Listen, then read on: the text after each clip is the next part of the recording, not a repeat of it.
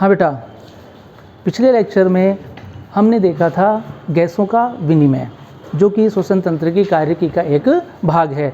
आज हम इस वीडियो में बात करेंगे इसके दूसरे मैकेनिज्म की, जिसको हम कहते हैं गैसों का परिवहन। जैसे पिछले वीडियो में देखा था कि जो गैस हैं, केवल दो प्रकार की गैसों का ही विनिमय होता है, ऑक्सीजन का और कार्बन डाइऑक्साइड का। इसी प्रकार केवल दो ही गैसों का परिवहन भी होगा, जिसमें ऑक्सीजन का परिवहन और कार्बन डाइऑक्साइड का परिवहन। तो अगर हम बात करते हैं कि ऑक्सीजन का परिवहन कहाँ से कहाँ तक होगा, तो देखिए इस टॉपिक में हम ये देखेंगे कि ऑक्सीजन किस प्रकार से वायुमंडल से या कूपिकाओं से होते हुए और ऊतक तक पहुँचती है, ठीक है ना। और इसी प्रकार से जो कार्बन डाइऑक्साइड है वो ऊतकों से और कूपिकाओं तक किस प्रकार से पहुंचती है। कौन कौन से ऐसे मीन्स होते हैं, कौन कौन से ऐसे तरीके होते हैं जिसके द्वारा ये ऑक्सीजन और कार्बन डाइऑक्साइड एक स्थान से दूसरे स्थान पर हमारे शरीर में आवागमन करती है। तो सबसे पहले अगर हम बात करें,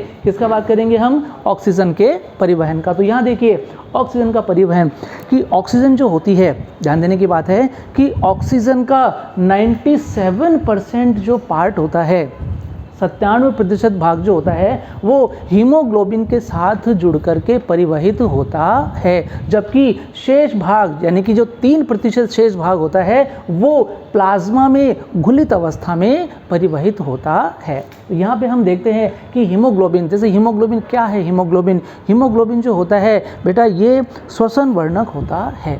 हीमोग्लोबिन एक प्रकार का श्वसन वर्णक है। श्वसन वर्णक का मतलब है कि जो कि गैसों के परिवहन से संबंधित होता है। तो यहाँ पर ये जो ऑक्सीजन है, ये ऑक्सीजन कितना भाग, ऑक्सीजन का 97% जो भाग होता है वो हीमोग्लोबिन के साथ जुड़ करके और परिवहित होता है। तो यहाँ पर हम देखते हैं कि एक हीमोग्लोबिन के अणु के साथ 4 ऑक्सीजन के अणु संयोजित हो सकते हैं।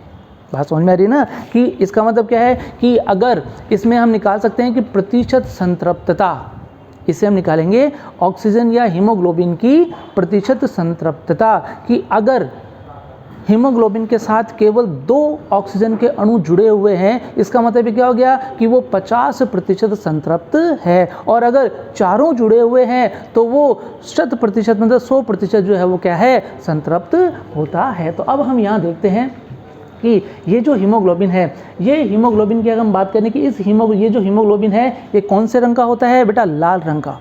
हीमोग्लोबिन का रंग कैसा होता है, लाल रंग का। लेकिन अगर हम बात करें कि ऑक्सीजन के जुड़ने से पहले और ऑक्सीजन के जुड़ने के बाद में इसका रंग किस प्रकार से परिवर्तित होता है, तो देखते हैं कि अगर हीमोग्लोबिन ऑक्सीजन के साथ जुड़ता है तो किसका निर्माण करता है बेटा, ऑक्सी हीमोग्लोबिन का। ध्यान देने की बात है कि ऑक्सीजन हीमोग्लोबिन के साथ संयोजित होकर के ऑक्सी हीमोग्लोबिन का निर्माण करता है, और ऑक्सी हीमोग्लोबिन जो होता है वो चमकीला लाल रंग का वर्णक होता है। ध्यान देने की बात है कि जब हीमोग्लोबिन के साथ ऑक्सीजन जुड़ गया तो वो कैसा हो गया, ब्राइट रेड, चमकीला लाल हो गया। इसका मतलब बेटा जो ऑक्सीजनित रक्त होता है वो चमकीला लाल होता है, और जो डीऑक्सीजनेटेड या अनॉक्सीकृत रक्त जो होता है, जिसको अपन अशुद्ध रक्त कहते हैं, वो डल रेड मतलब जो गंदा सा लाल कलर का होता है। इसी वजह से ये, और वो क्यों होता है, वो केवल इस हीमोग्लोबिन के साथ जब ऑक्सीजन जुड़ गई या ऑक्सी हीमोग्लोबिन का निर्माण हो गया, तो हम ऑक्सीकृत रक्त और अनॉक्सीकृत रक्त को आसानी से पहचान सकते हैं कि कौन सा ऑक्सीकृत है और कौन सा अनॉक्सीकृत। तो जो ऑक्सीकृत रक्त होगा वो, उसमें जो हीमोग्लोबिन है वो बन जाएगा ऑक्सी हीमोग्लोबिन, ठीक है। अब एक चीज़ हमें ये देखते हैं कि ऑक्सीजन जब किसी कंपाउंड या किसी अणु के साथ जुड़ती है तो उसको क्या कर देती है, ऑक्सीकृत। ध्यान देने की बात है यहाँ पर हीमोग्लोबिन का ऑक्सीकरण नहीं हो रहा है, यहाँ पर हीमोग्लोबिन का ऑक्सीकरण नहीं हो रहा है, यहाँ पर ऑक्सीजनीकरण हो रहा है। बात समझ में है ना। इसका मतलब है कि ऑक्सीजन हीमोग्लोबिन को ऑक्सीकृत नहीं कर रही है, वो उसके साथ अस्थायी रूप से जुड़ी हुई है। अगर उसको ऑक्सीकृत कर देती तो हीमोग्लोबिन खराब हो जाता, लेकिन यहाँ पर ये इसके साथ जुड़ रही है, ये केवल इसका ऑक्सीजनीकरण कर रही है, इसका ऑक्सीकरण नहीं कर रही। तो ध्यान देने की बात है, यहाँ पर हीमोग्लोबिन का ऑक्सीजनीकरण हो रहा है, जिसकी वजह से ऑक्सी हीमोग्लोबिन का निर्माण होता है।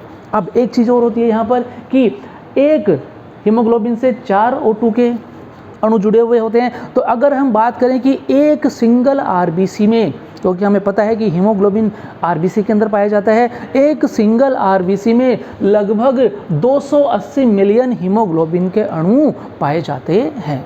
देखिए, एक आरबीसी में 280 मिलियन हीमोग्लोबिन के अणु पाए जाते हैं और एक हीमोग्लोबिन के साथ 4 ऑक्सीजन के अणु संयोजित होकर के ऑक्सी हीमोग्लोबिन का निर्माण कर लेते हैं। अब ऐसा कौन सी जगह पे होता है, ऐसी कौन कौन सी परिस्थितियां होती हैं कि जहां पर ऑक्सीजन हीमोग्लोबिन के साथ जुड़ता है? तो जैसे अगर हम बात करें कि हमारे पास अगर ऑक्सीजन है, कार्बन डाइऑक्साइड है और अगर हम बात करते हैं ओजोन की, 3 गैसें हैं हमारे पास। कौन कौन सी? ऑक्सीजन, कार्बन डाइऑक्साइड और ओजोन। तो अगर हम बात करें कि हीमोग्लोबिन की इनके साथ एफिनिटी या उनसे जुड़ने की जो क्षमता होती है वो सबसे ज़्यादा किसकी होगी? तो हमारे दिमाग में तुरंत आता है कि ऑक्सीजन है, ऑक्सीजन के साथ ही जुड़ेगा पहले। नहीं, ऐसा नहीं होता है।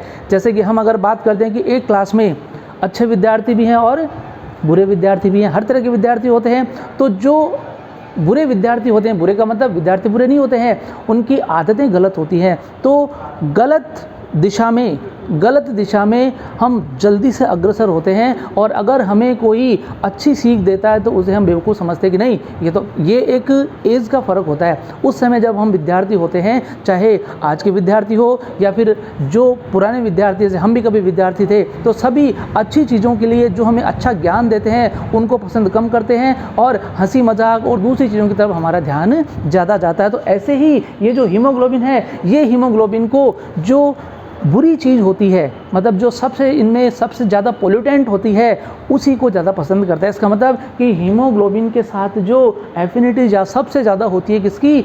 ओजोन की। किसकी होती है बेटा? ओजोन की। और ओजोन जो है इसको ख़राब कर देता है। इसका मतलब अगर हीमोग्लोबिन के साथ ओजोन जुड़ गई, ठीक है, और ओजोन के अलावा इसके साथ एक कौन सी गैस जो सबसे पोल्यूटेंट होता है, कौन सा? Carbon monoxide. और बेटा सबसे ज़्यादा खतरनाक जो होती है वो होती है कार्बन मोनोऑक्साइड। तो कार्बन मोनोऑक्साइड को देखते ही हीमोग्लोबिन उसके साथ अटैच हो जाता है और ये काले कलर का हो जाता है। बात समझे ना? अगर कार्बन मोनोऑक्साइड के साथ जुड़ जाएगा तो ये कैसा हो जाएगा बेटा? ये ब्लैक कलर का हो जाएगा और इसका ये डैमेज हो जाएगा, ये हीमोग्लोबिन नष्ट हो जाएगा। और ये जो कार्बन मोनोऑक्साइड है, हमें पता है ये किससे प्राप्त होती है? ये फॉसिल फ्यूल, जो जीवाश्मीय ईंधन है, उसके पूरी तरह से दहन नहीं होने के कारण, जैसे अगर अपन बात करते हैं कि कोयले को अगर हम जलाते हैं, लकड़ी को अगर हम जलाते हैं, तो उसके अपूर्ण दहन के कारण क्या निर्माण होता है बेटा? उससे निर्माण होता है कार्बन मोनोऑक्साइड का। ये जो कार्बन मोनोऑक्साइड है, ये हीमोग्लोबिन के साथ तुरंत संपर्क में आती है और इसको डिस्ट्रॉय या नष्ट कर देती है। दूसरे नंबर पे आती है कार्बन डाइऑक्साइड। इसका मतलब कि सबसे पहले जुड़ेगा कार्बन मोनोऑक्साइड के साथ, उसके बाद में वो जुड़ेगा किसके साथ? कार्बन डाइऑक्साइड के साथ, और सबसे अंत में जुड़ेगा किसके साथ? ऑक्सीजन के साथ। बात समझ में है ना? तो अगर हम इसकी एफिनिटी देखते हैं तो सबसे ज़्यादा होती है कार्बन मोनोऑक्साइड के साथ, उससे कम होती है कार्बन डाइऑक्साइड के साथ, और सबसे कम होती है ऑक्सीजन के साथ। बात समझ में आ गई ना? तो यहाँ पर लेकिन कुछ परिस्थितियाँ ऐसी होती हैं, अब हमने जो भी गैस अंदर ली है, देखिए उसमें कार्बन डाइऑक्साइड भी होती है और उसमें ऑक्सीजन भी होती है। तो कौन सी ऐसी परिस्थितियाँ होती है जिसकी वजह से हीमोग्लोबिन केवल किसके साथ जुड़े बेटा? ऑक्सीजन के साथ। तो यहाँ पर कुछ परिस्थितियाँ दी हुई हैं कि यहाँ पे देखिए कि ऑक्सीजन का हीमोग्लोबिन के साथ जुड़ने के लिए जो कंडीशंस होते हैं, जो शर्तें होती हैं, वो होती हैं कि PO2 का मान ज़्यादा होना चाहिए, मतलब ऑक्सीजन का आंशिक दाब अधिक होना चाहिए, कार्बन डाइऑक्साइड का आंशिक दाब कम होना चाहिए, हाइड्रोजन आयन की सांद्रता कम होनी चाहिए और तापमान भी कम होना चाहिए। ये ऐसी परिस्थितियाँ होती हैं जहाँ पर ऑक्सीजन हीमोग्लोबिन के साथ जुड़ जाता है। तो ऑक्सीजन का हीमोग्लोबिन के साथ जुड़ने के लिए जो शर्तें होती हैं वो PO2 अधिक होना, PCO2 कम होना, हाइड्रोजन आयन की सांद्रता कम होना और टेम्परेचर भी कम होना। तो अगर हम ये देखें कि हमारे शरीर में ऐसी कौन सी जगह है जहाँ पर ये परिस्थितियाँ पाई जाती हैं, तो बेटा ये परिस्थितियाँ होती हैं कूपिकाओं के पास में। कूपिकाओं और अनॉक्सीकृत रक्त के मध्य में जो गैसों का आदान प्रदान होता है, तो उस साइट पर कूपिकीय स्थल पर ये परिस्थितियाँ पाई जाती हैं। तो जैसे ही ऑक्सीजन कूपिकाओं में जाती है, कूपिकाओं में जाकर के वो विसरित हो करके अनॉक्सीकृत रक्त में जाती है, तो वहाँ पर ये सारी परिस्थितियाँ होने के कारण हीमोग्लोबिन ऑक्सीजन के साथ जुड़ जाता है और किसका निर्माण कर लेता है, ऑक्सी हीमोग्लोबिन का निर्माण कर लेता है। और इसी प्रकार हीमोग्लोबिन के साथ जुड़ करके वो आरबीसी के द्वारा शरीर के विभिन्न ऊतकों या कोशिकाओं तक पहुंच जाता है। तो ये तो होता है बेटा किसके द्वारा, ऑक्सीजन का हीमोग्लोबिन के द्वारा परिवहन। और जो शेष बची हुई 3% ऑक्सीजन है, ये ऑक्सीजन प्लाज्मा में घुल जाती है, प्लाज्मा में घुलित अवस्था में अलग अलग ऊतकों तक पहुंच जाती है। तो इस प्रकार से जो है वो किसका परिवहन होता है बेटा, ये होता है ऑक्सीजन का परिवहन। अगर हम बात करें कि जैसे कि मैंने बताया था कि एक हीमोग्लोबिन के साथ 4 ऑक्सीजन के मॉलिक्यूल जुड़ सकते हैं या अणु जुड़ सकते हैं। अब वो उसकी क्या कहलाती है, प्रतिशत संतृप्तता। अगर हम देखें कि हीमोग्लोबिन की प्रतिशत संतृप्तता और ऑक्सीजन के आंशिक दाब के मध्य अगर एक ग्राफ का निर्माण किया जाए, जैसा कि डायग्राम में दिया हुआ है, तो हमें एस आकृति का सिग्माभ ग्राफ प्राप्त होता है। बात समझ में आ गई ना। तो अगर हम किसके मध्य परसेंटेज सेचुरेशन ऑफ हीमोग्लोबिन, मतलब हीमोग्लोबिन की प्रतिशत संतृप्तता और ऑक्सीजन के आंशिक दाब के मध्य में अगर ग्राफ बनाया जाए तो हमें एस आकृति का ग्राफ प्राप्त होता है। और इस ग्राफ को हम कहते हैं ऑक्सीजन वियोजन वक्र। क्या कहेंगे बेटा, ऑक्सीजन वियोजन वक्र। और ये जो ग्राफ होता है इसे हम कहेंगे कि इसे ये एस आकार का होने के कारण इसे सिग्मोइड या सिग्माव ग्राफ भी कहा जाता है। यहाँ पर ये ध्यान देने की बात है कि ये जो इसके साथ यहाँ पे देखिए, यहाँ पे ये जो वैल्यू है, तो ये ऑक्सी हीमोग्लोबिन की जो निर्माण की प्रक्रिया है वो यहाँ पे अगर अपन बात करें तो ये वैल्यू होती है P50। किसकी बात होती है बेटा, P50। मतलब एक ऐसी P50 एक ऐसी अवस्था होती है जो एक, इसका मतलब है कि जैसे मैंने बताया था कि दो ऑक्सीजन के मॉलिक्यूल हीमोग्लोबिन के साथ जुड़े हुए हैं। मतलब कितने प्रतिशत संतृप्त हो गई, वो 50% संतृप्त हो गई। मतलब कि यहाँ पर P50 का होना ज़रूरी है रक्त को ऑक्सीकृत होने के लिए, कि जब तक P50 या आंशिक दाब का मान कितना P50 हो। और P50 पर क्या होता है बेटा, P50 पर ये जो हीमोग्लोबिन के साथ ऑक्सीजन के 2 मॉलिक्यूल अटैच हो जाते हैं। इसका मतलब कि P50 का मतलब है कि 50% आंशिक दाब पर, 50% ऑक्सीजन के आंशिक दाब पर हीमोग्लोबिन के साथ ऑक्सीजन के 2 मॉलिक्यूल अटैच हो गए। और जितनी भी गणनाएं की जाती हैं वो P50 को ध्यान में रखते हुए ही की जाती है। बात समझ आ गई। अब इस ग्राफ को अपन थोड़ा बाद में और देखेंगे कि ये जो, इससे पहले हम देखेंगे कार्बन डाइऑक्साइड का परिवहन, क्योंकि इस ग्राफ में हमें ये देखना है कि ये ग्राफ, ऐसे क्वेश्चंस कई बार नीट में आते हैं कि ये ग्राफ कौन सी परिस्थितियों में दाईं तरफ शिफ्ट होता है और कौन सी परिस्थितियों में बाईं तरफ शिफ्ट होता है। लेकिन उससे पहले हमें देखना होगा CO2 का परिवहन। तो बेटा अब CO2 के परिवहन की अगर हम बात करते हैं तो यहाँ देखते हैं कि CO2 का जो परिवहन है वो 3 प्रकार से होता है।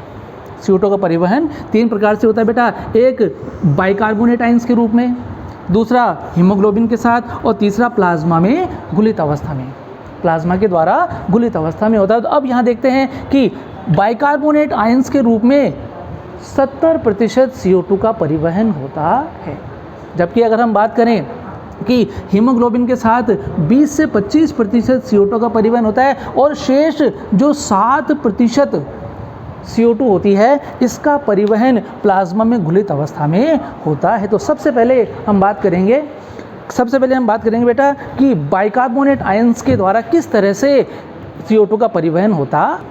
हाँ बेटा, हम देख रहे हैं कार्बन डाइऑक्साइड का परिवहन। तो कार्बन डाइऑक्साइड के परिवहन में सबसे पहला अगर अपन बात करते हैं कि कार्बन डाइऑक्साइड का जो परिवहन होता है वो बाइकार्बोनेट आयंस के रूप में होता है। 70% कार्बन डाइऑक्साइड बाइकार्बोनेट आयंस के रूप में परिवहित होती है। अब ये होता कैसे है बेटा? अब देखते हैं, जैसे ही हम बात करते हैं कि ऊतकों में श्वसन की प्रक्रिया होती है, मतलब कोशिकीय श्वसन की प्रक्रिया होती है जिसके द्वारा ऑक्सीजन से कार्बन डाइऑक्साइड का निर्माण होता है।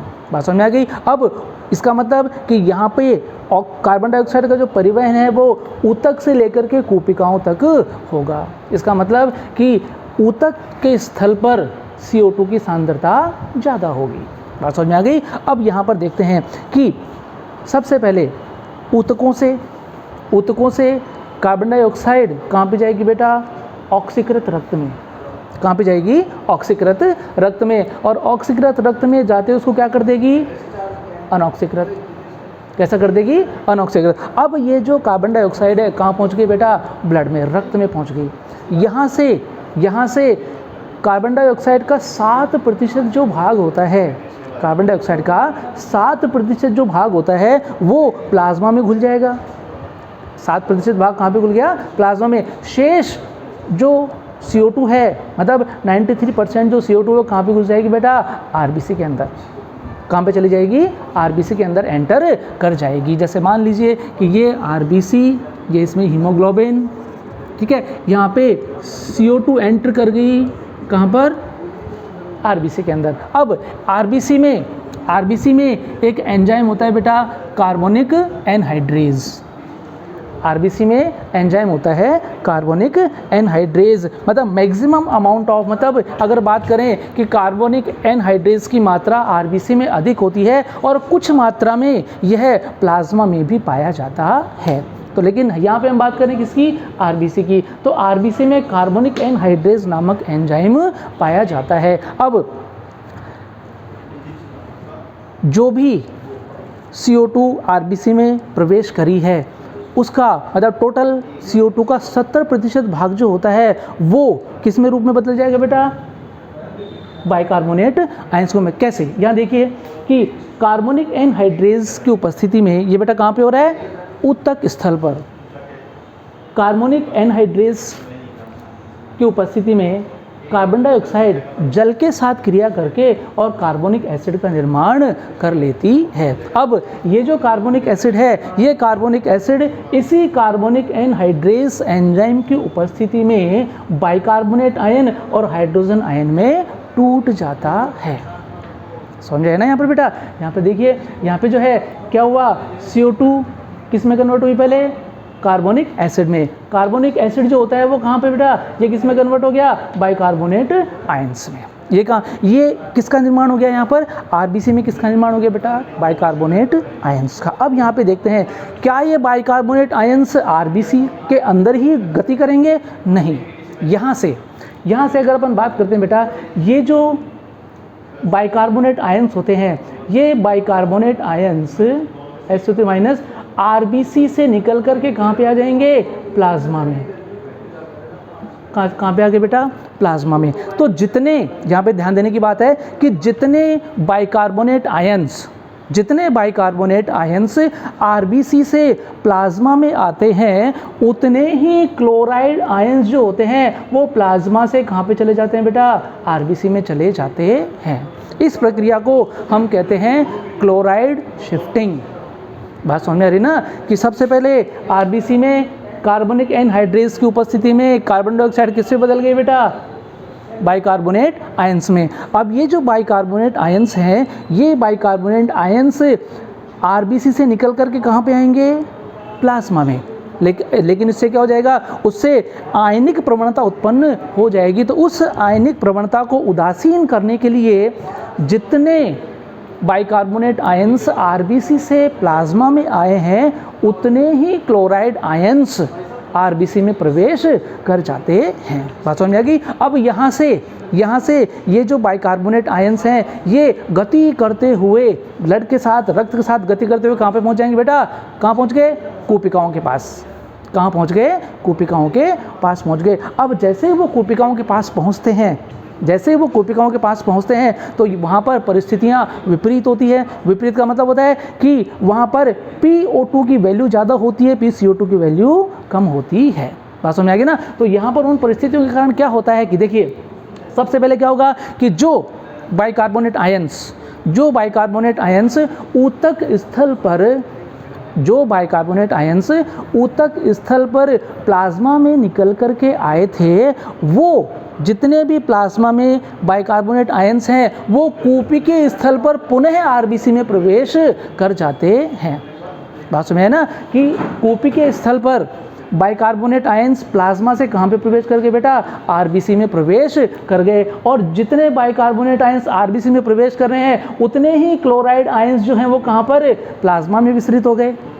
इसका मतलब कि ये वह प्रक्रिया जो ऊतक स्थल पर हुई थी उसकी विपरीत प्रक्रिया होती है कूपिकीय स्थल पर। बात समझ में आ गई। अब जैसे ही ये बाइकार्बोनेट आयन कहाँ पहुँच गए बेटा, किस में चले गए, कहाँ चले गए, आरबीसी में। तो आरबीसी में हमें पता है कि आरबीसी में जाते ही, जैसे ही आरबीसी में जाएंगे, ये बाइकार्बोनेट आयन इस हाइड्रोजन आयन के साथ क्रिया करके वापस क्या बना लेगा, कार्बोनिक एसिड। क्या बना लेगा, कार्बोनिक एसिड। और ये जो कार्बोनिक एसिड है वापस से कार्बनिक एनहाइड्रेस की उपस्थिति में किस में बदल जाएगा, कार्बन डाइऑक्साइड और जल में परिवर्तित हो जाएगा।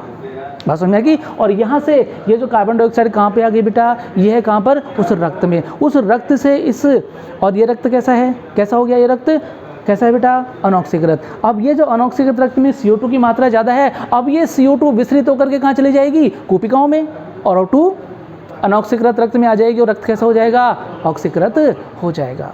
बात समझ में आ गई ना। तो ये जो सारा खेल है किसका है बेटा, ये कार्बनिक एनहाइड्रेस का। तो यहाँ पर ये जो प्रक्रिया दिखाई दे रही है कि ये जो प्रक्रिया है, ये इसको अपन कह सकते हैं कि उत्क्रमणीय प्रक्रिया होती है।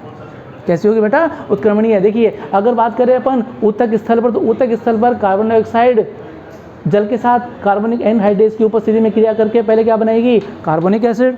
यहाँ से ये कार्बनिक एसिड की उपस्थिति में ही इसको बाइकार्बोनेट आयन और हाइड्रोजन आयन में तोड़ दिया जाएगा। मतलब बाइकार्बोनेट आयंस का निर्माण कहाँ पे हो रहा है बेटा, ऊतक स्थल पर।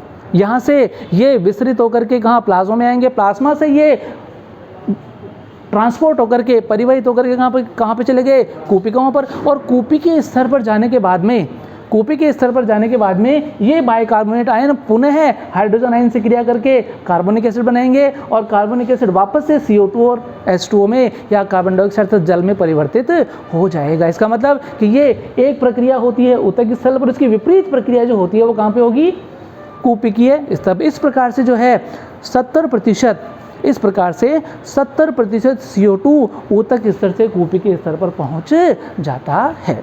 ये तो बेटा, तो ये तो कैसा हो गया, 70% CO2 का परिवहन किसके द्वारा, कार्बोनेट या बाइकार्बोनेट आयन के द्वारा। अब दूसरी बात करते हैं किसकी, कि 20 से 25% CO2 का जो परिवहन है वो किसके द्वारा होता है, हीमोग्लोबिन के साथ होता है। बात समझ आ रही कि अब बात करते हैं कि जब ऑक्सीजन भी है और CO2 भी है, ऑक्सीजन भी है और CO2 भी है, तो दोनों है, लेकिन यहाँ पर ये हीमोग्लोबिन के साथ कौन जुड़ रहा है, यहाँ पे केवल CO2 जुड़ रही है। क्यों, इसका कारण क्या है, इसका भी कुछ विशेष कारण होता है कि कुछ परिस्थितियाँ होती हैं, कुछ ऐसी परिस्थितियाँ होती हैं जिनके कारण हीमोग्लोबिन जो होता है वो किसके साथ जुड़ता है बेटा, CO2 के साथ। अब यहाँ पे कौन कौन सी परिस्थितियाँ होती हैं, देखिए यहाँ पे देखिए कि PO2 की वैल्यू कम, मतलब ऑक्सीजन का जो आंशिक दाब होता है वो कैसा होना चाहिए, कम।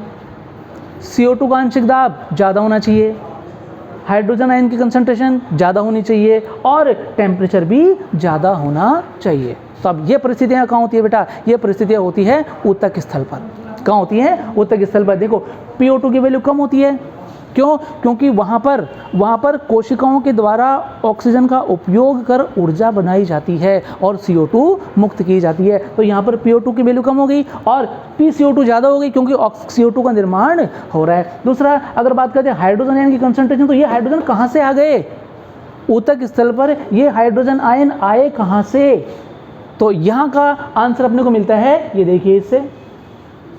बात समझ आए ना कि ऊतक स्थल पर देखिए यहाँ पर ये किसका, बाइकार्बोनेट आयंस का निर्माण हो रहा है। इन बाइकार्बोनेट आयंस के साथ में हाइड्रोजन आयन भी मुक्त हो रहे हैं।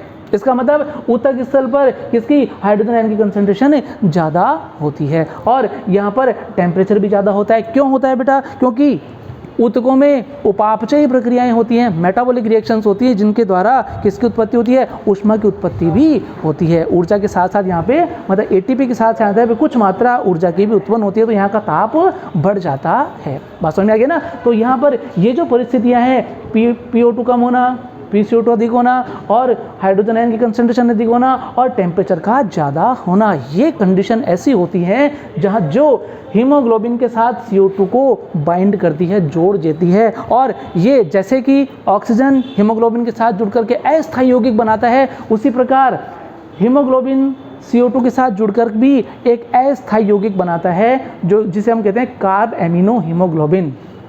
क्या कहेंगे बेटा, कार्ब एमिनो हीमोग्लोबिन, ये वो कंपाउंड होता है। और ये ध्यान रखना कि दोनों में डिफरेंस, ऑक्सी हीमोग्लोबिन कैसा होता है, ब्राइट रेड कलर का होता है, चमकीला लाल होता है, और ये डल रेड होता है, गंदा सा लाल होता है।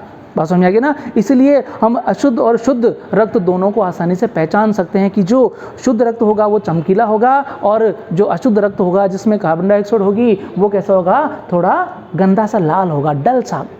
समझ में आ रहा है ना। तो ये जो परिस्थिति होती है, तो यहाँ से ये हीमोग्लोबिन CO2 के साथ जुड़ करके कार्ब एमिनो हीमोग्लोबिन बनाता है, और आरबीसी के द्वारा उसको ऊतक स्तर से कहाँ पर पहुँचा दिया जाता है, कूपी के स्तर पर पहुँचा दिया जाता है। तो इस प्रकार से जो है वो 20 से 25% जो CO2 होती है उसका परिवहन हीमोग्लोबिन के द्वारा होता है। और तीसरा जब हम बात करते हैं, तीसरा जैसे मैंने बताया था किसके द्वारा होता है बेटा, प्लाज्मा के द्वारा। प्लाज्मा में जो होता है तो तीसरा होगा प्लाज्मा कितना, 7% जो CO2 होती है उसका परिवहन होता है प्लाज्मा में घुलित अवस्था में। जो कब हो गया वो, जैसे ही CO2 कहाँ प्रवेश करती है, ऑक्सीगत रक्त में। तो जैसे ऑक्सीगत रक्त में प्रवेश करती है 7% जो CO2 होती है वो प्लाज्मा में पहले से ही घुल जाती है, बाकी की जो है वो कहाँ प्रवेश करती है, आरबीसी में, और फिर उसके द्वारा ये बाइकार्बोनेट आयन और हीमोग्लोबिन के साथ उसका परिवहन होता है। तो हाँ, अब बेटा, अब हमने एक बात करी थी किसकी, ऑक्सी हीमोग्लोबिन कर्व की बात की थी हमने, और ये बताया था कि ऑक्सी हीमोग्लोबिन कर्व जो होता है वो किधर, लेफ्ट में और राइट में, दाईं तरफ और बाईं तरफ उसका विस्थापन होता है। तो कौन कौन सी ऐसी परिस्थितियां होती हैं वो अब यहाँ पे देखेंगे, जिसकी वजह से ये कौन, ऑक्सी हीमोग्लोबिन कर्व जो होता है या वक्र जो होता है वो दाईं और बाईं तरफ विस्थापित होता है। तो यहाँ पर ये परिस्थितियाँ देखिए, यहाँ पे ध्यान दीजिए, ये कि जब PO2 कम होता है, मतलब ऑक्सीजन का आंशिक दाब कम होता है, कार्बन डाइऑक्साइड का आंशिक दाब अधिक होता है, हाइड्रोजन आयन की कंसंट्रेशन अधिक होती है और ताप अधिक होता है। इस परिस्थिति में ऑक्सीजन वियोजन वक्र जो होता है वो दाईं तरफ विस्थापित होता है। कहाँ पे होता है बेटा, दाएं तरफ विस्थापित होता है। और दाएं तरफ विस्थापित होने का क्या मतलब हो गया कि ये जो दाएं तरफ विस्थापित हो रहा है इसका मतलब क्या है कि ये इसमें ऑक्सी हीमोग्लोबिन का निर्माण हो रहा है। मतलब ये किससे संबंधित हो गया, ये CO2 के परिवहन से। यहाँ पे CO2 की मात्रा ज़्यादा है। बात समझ आ गई ना। ऑक्सी हीमोग्लोबिन का निर्माण कब होता है, ऑक्सी हीमोग्लोबिन का निर्माण कब होगा, जब PO2 ज़्यादा होगी। यहाँ पर देखिए क्या हो रहा है, PO2 कम है, PCO2 ज़्यादा है। इसका मतलब यहाँ पे किसका निर्माण हो रहा है, कार्ब एमिनो हीमोग्लोबिन का निर्माण होता है। इसका मतलब कि जब कार्ब एमिनो हीमोग्लोबिन का निर्माण होता है तब ऑक्सीजन वियोजन वक्र जो होता है वो दाईं तरफ विस्थापित हो जाता है। जबकि दूसरी अगर अपन बात करते हैं कि जब PO2 का मान ज़्यादा होता है, PCO2 कम होता है, हाइड्रोजन आयन कम होते हैं और ताप कम होता है, उस परिस्थिति में किसका निर्माण होता है बेटा, उसमें होता है ऑक्सी हीमोग्लोबिन का निर्माण होता है। ये जो ऑक्सी हीमोग्लोबिन है इसका मतलब कि ये किससे रिलेटेड है, ये ऑक्सीजन के परिवहन से रिलेटेड है। और उस परिस्थिति में ऑक्सीजन वियोजन वक्र जो होता है वो बाईं तरफ विस्थापित हो जाता है, लेफ्ट की तरफ डिस्प्ले हो जाता है। ध्यान रखना इस चीज़ का। तो ये दो चीज़ें ध्यान रखने की होती हैं कि ऑक्सीजन वियोजन वक्र दाईं तरफ कब विस्थापित होता है और बाईं तरफ कब विस्थापित होता है। देख लिया, ठीक है, समझ लिया। आगे देखते हैं बेटा। हाँ बेटा, अब हम देखते हैं श्वसन तंत्र से संबंधित रोग कि इस हमारे श्वसन तंत्र में कौन कौन से रोग हो सकते हैं। यहाँ पर हम केवल कुछ ही रोगों के बारे में अध्ययन करेंगे क्योंकि हमारे एक अलग से चैप्टर है मानव रोग, बात समझे ना, मानव रोग, जहाँ पर हम और इससे संबंधित रोगों का अध्ययन करेंगे। यहाँ पर केवल हम कुछ ही गिने चुने रोगों का ही अध्ययन करेंगे। तो यहाँ देखते हैं कि श्वसन के रोग, सबसे पहले बात करते हैं किसकी, अस्थमा। नाम सुन रखा होगा बेटा, अस्थमा। ये एक ऐसा रोग होता है जिसमें श्वास नाल में बेटा, जिनसे श्वास नाल में किसका जमाव हो जाता है, म्यूकस का, श्लेष्मा का जमाव हो जाता है, जिसकी वजह से श्वास नाल में से श्लेष्मा का जमाव हो जाता है, जिसकी वजह से श्वसन मार्ग कैसा हो जाता है, संकुचित हो जाता है, जिससे संवातन में मतलब ब्रीदिंग में समस्या होती है। और ये रोग मुख्यतः एलर्जी से संबंधित होता है। बात समझ आएगी ना, ये रोग एलर्जी से संबंधित होता है कि मान लो कि अगर किसी के एलर्जी है तो उसके अस्थमेटिक प्रॉब्लम होने की ज़्यादा समस्याएं रहती है। बात समझ आ गई। अगर हम बात करते हैं दूसरे रोग की, श्वसनी शोथ। श्वसनी शोथ को अपन कहते हैं ब्रोंकाइटिस। कौन सी होती है बेटा, ब्रोंकाइटिस। ब्रोंकाइटिस का मतलब होता है कि इसमें जो प्राथमिक श्वसनी, द्वितीयक श्वसनी और तृतीयक श्वसनियाँ जो होती हैं उसमें सूजन और जलन उत्पन्न होती है, उसमें तीव्र सूजन और जलन उत्पन्न होना प्रारंभ हो जाती है। और ये जो होता है बेटा, ये होता है जीवाणुवीय संक्रमण के कारण। बैक्टीरियल इन्फेक्शन, जीवाणुवीय संक्रमण जब हमारी श्वसनियों में हो जाता है तो ब्रोंकाइटिस या श्वसनी शोथ नामक रोग उत्पन्न हो जाता है। तो अगर फिर आगे बात करते हैं हम किसकी, एम्फाइसीमा। एम्फाइसीमा जिसको अपन कहते हैं वात स्फीति। क्या कहेंगे बेटा, वात स्फीति। देखिए अभी तक ये जो दोनों रोग थे, कौन से, अस्थमा और श्वसनी शोथ, ये जो रोग थे ये किससे संबंधित है बेटा, ये इसमें सांस लेने में परेशानी होती थी। किसमें परेशानी होती है, सांस लेने, मतलब संवातन में, अंतः श्वसन और बाह्य श्वसन में समस्या होती है। लेकिन ये एक ऐसा रोग है जैसे अगर एम्फाइसीमा, एम्फाइसीमा जो होता है ये, इस रोग में क्या होता है, जैसे मैंने पता है कि ये कूपिकाएँ होती हैं बेटा, इस रोग में कूपिकाओं की जो दीवार होती है वो क्षतिग्रस्त हो जाती है। ये जो कूपिकाओं की दीवार है ये क्षतिग्रस्त हो गई, और कूपिकाओं की दीवार का क्षतिग्रस्त होने का मतलब है बेटा कि यहाँ पर जो गैसीय विनिमय की प्रक्रिया होती है वो धीमी हो जाती है। जहाँ पर ये कूपिकाओं की दीवार क्षतिग्रस्त हुई है वहाँ से गैसीय विनिमय की प्रक्रिया नहीं हो पाती है। तो यहाँ देखिए ये जो दोनों रोग हैं ये किससे संबंधित है, संवातन से। ये जो है गैसीय विनिमय से संबंधित रोग होता है। इसमें क्या, इसमें एक तो क्या होता है कि कूपिकाओं की जो दीवार होती है वो क्षतिग्रस्त हो जाती है, साथ ही इन कूपिकाओं में क्या भर जाता है, श्लेष्मा भर जाता है, जिससे विनिमय सतह छोटी हो जाती है। और इस रोग का जो कारण होता है धूम्रपान। धूम्रपान में भी जो लोग सिगरेट ज़्यादा उपयोग में लेते हैं, सिगरेट स्मोकिंग, सिगरेट पीने वाले जो होते हैं उनमें एम्फाइसीमा की शिकायत ज़्यादा होती है। समझ में आ गई। अब अगली बात करते हैं अपन कार्यस्थल श्वसनी रोग, ऑक्यूपेशनल रेस्पिरेटरी डिसऑर्डर। बेटा ये एक ऐसे रोग नहीं होता है, रोगों के समूह होते हैं। इसमें कई तरह के रोग होते हैं और जो ऐसे लोगों में होते हैं, ऐसे मजदूरों में होते हैं या ऐसे व्यक्ति जो कि ऐसे स्थानों पे काम करते हैं जहाँ पर पत्थरों की कटाई, बिटाई, कुटाई, इनका जो कार्य होता है, जहाँ ऐसे स्थान जहाँ पर पत्थरों से, मतलब जहाँ पे धूल के कण ज़्यादा पाए जाते हैं वहाँ पर ये रोग होता है। इस रोग में क्या होता है कि बेटा कि जहाँ पर पत्थरों की कुटाई वगैरह होती है तो उसमें जो धूल के कण होते हैं वो वायु में आ जाते हैं और बिल्कुल फाइन पार्टिकल, बिल्कुल छोटे जो कण होते हैं वायु के साथ हमारे फेफड़ों में प्रवेश कर जाते हैं, वायु के साथ हमारे फेफड़ों में प्रवेश कर जाते हैं और वहाँ पर फेफड़ों की दीवार में जा कर के जमा हो जाते हैं। बात समझ आ गई ना। और उनके जमा होने के कारण फेफड़ों का लचीलापन कम हो जाता है। जो भी धूल के कण हैं जा कर के फेफड़ों की दीवार पे जमा हो गए, धीरे धीरे वो जमा होते रहते हैं और जमा होने के बाद में क्या, उनमें जो फैलने सिकुड़ने की क्षमता होती है वो कम हो जाती है और वहाँ पे रेशे उत्पन्न होना शुरू हो जाते हैं। इसको अपन कहते हैं रेशामयता। इसके कारण क्या होता है बेटा, रेशामयता। और अगर अपन बात करते हैं इसके अलावा इसमें एस्बेस्टोसिस और सिलिकोसिस नामक रोग भी इसी कार्यस्थल श्वसनी रोग में सम्मिलित किए जाते हैं। अब लास्ट में हम बात करते हैं किसकी, निमोनिया की बात करेंगे। निमोनिया की, निमोनिया जो होता है ये भी जीवाणुवीय संक्रमण के कारण होता है और ये स्ट्रेप्टोकोकस न्यूमेनी नामक जीवाणु के द्वारा होता है। बात समझ में आ गई। तो ये हमने देख लिया हमारे श्वसन तंत्र से संबंधित रोग।